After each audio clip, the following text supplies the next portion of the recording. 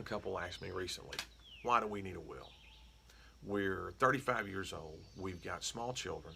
We have a mortgage on our house. We've got cars that are not paid for.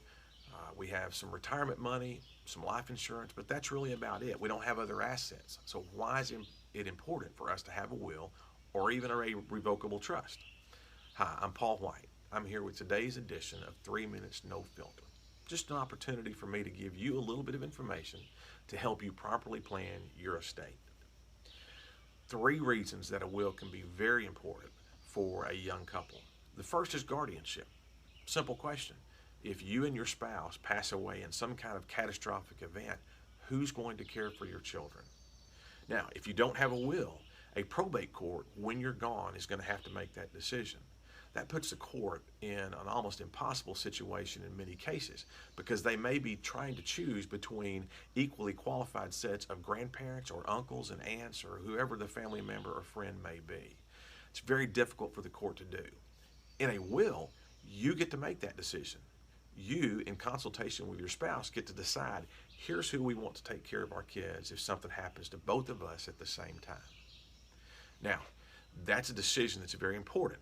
But almost equally as important is the decision of who would be the backups. Because over time, if you choose parents, for example, those parents are going to age and life circumstances may dictate that maybe they can't take care of kids anymore. That's why it's important to put a backup on there, to put a contingent guardian.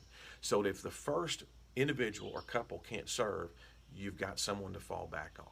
Second reason it's important to have a will or even a revocable trust is property that you may have inherited or property that you simply own in only your name.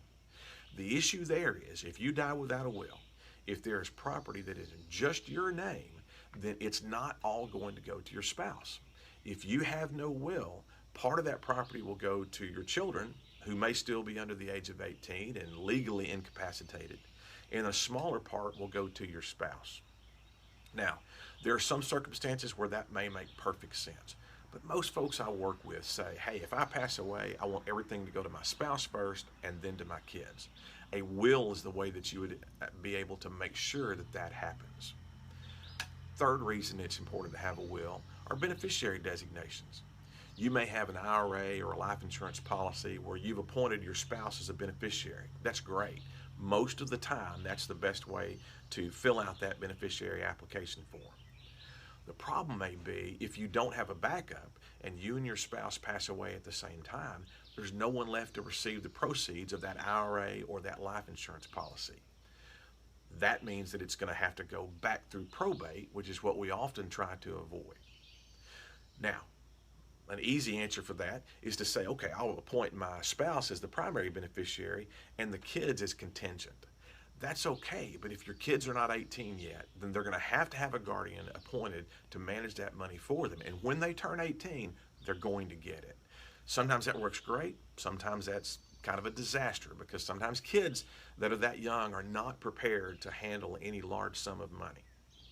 Bottom line is, for a young couple, there are reasons why it could be important to have a will or even a revocable trust, depending on what your plans are. I'd love to be able to answer any questions you may have. You can contact me via email or call my office at 501-847-5556 or even send me a private Facebook message. I'd love to help you. Have a great day.